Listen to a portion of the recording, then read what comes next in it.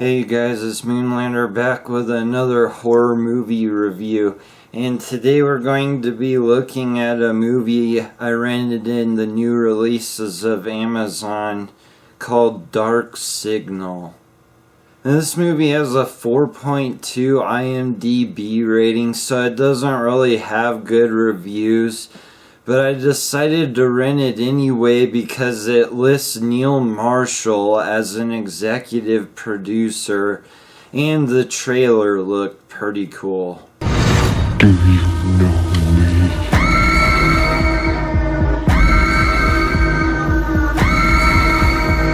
This whole thing ends now.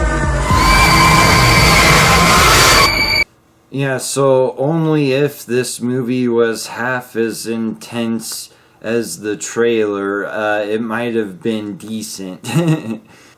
So this movie flips back and forth between two different stories. One of the stories is about a woman who has a disabled child, and she has a boyfriend that wants her to participate in the theft of a large amount of money. And she's also talking to this guy on the internet. And this guy is part of the other story where a radio show hosted by this woman is airing its final show. And for their final show, they're having a psychic. So the woman with the boyfriend, they drive out to this secluded farmhouse in Wales, and the boyfriend goes in to, I guess, steal $40,000.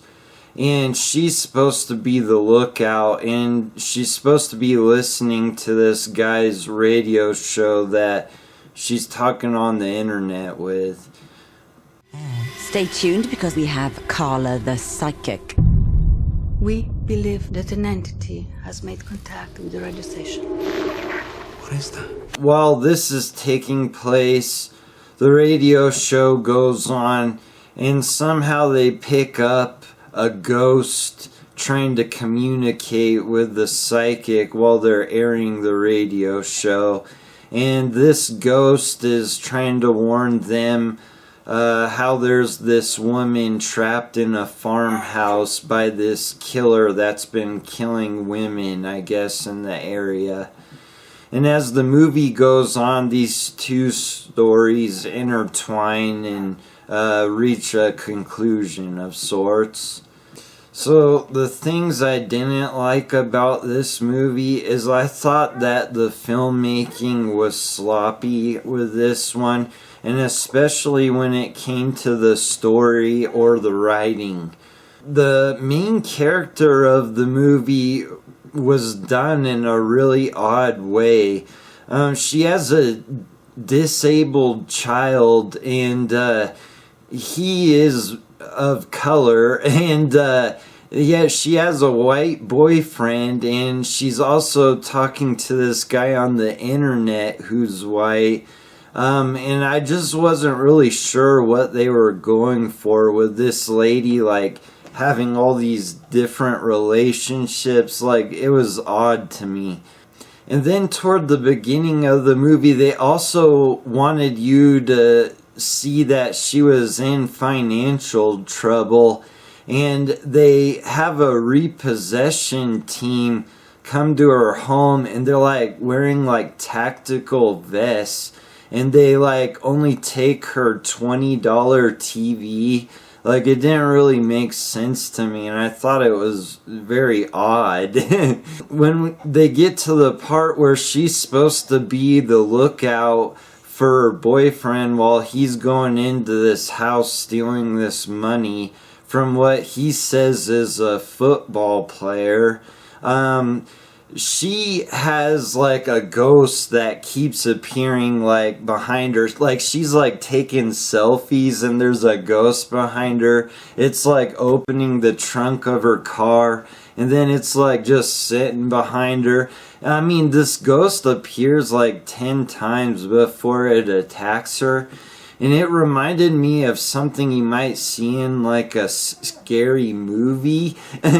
You know, it just seemed like it was intended to be funny. I don't know, but it wasn't very well done, I didn't think. That was another thing about this movie is I thought it was trying to be too many things.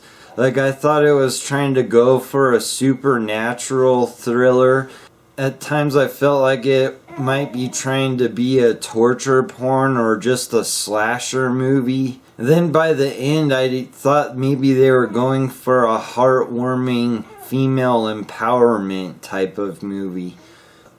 And this is a spoiler alert if for some reason you want to watch this movie. But at the end there's this fight scene between the main character and this killer. And I found it to be just in bad taste. It was like extremely brutal, and I just didn't understand why they felt the need to make this awful fight scene between these two.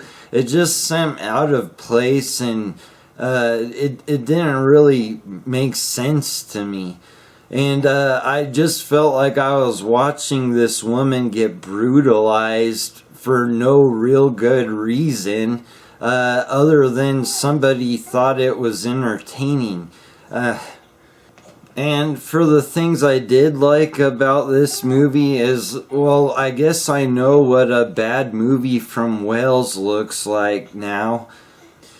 So, my final thoughts on this movie is it was definitely a mistake to think just because Neil Marshall is connected to a movie that it was going to be halfway decent.